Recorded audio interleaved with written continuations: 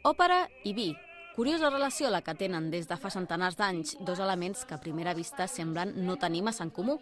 I és que si parem una mica l'oïda podrem descobrir en gran part de les òperes més interpretades la presència d'un quasi protagonista omnipresent, el vi.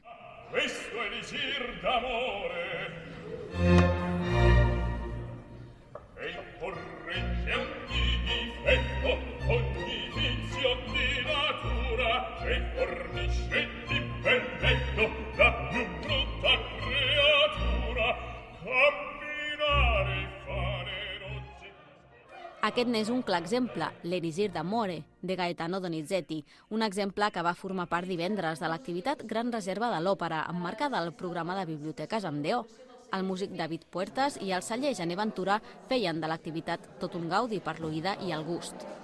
Hi ha moltes òperes en les que el vi és si no és el protagonista, en tot cas és un actor secundari perquè és ell el que està emmetzinat o és ell el que fa que s'emborratxi aquell i d'aquesta manera passen coses.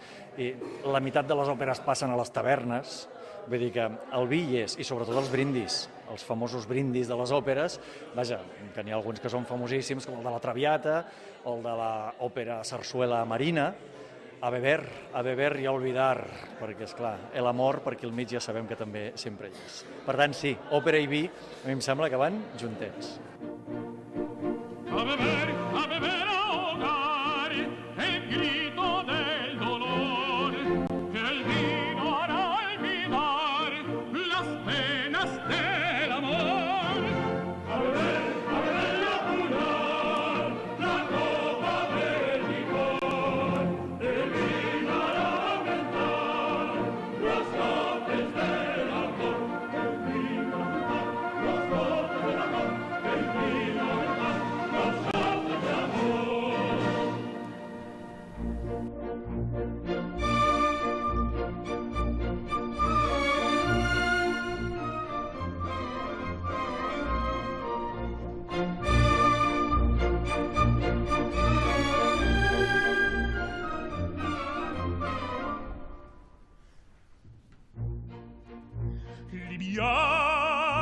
Liviamo un'eretica che la bellezza infiora e la fuggevole ora s'inebria voluta. Liviane i dolci fremiti che suscita l'amore, poiché quegli occhi al cuore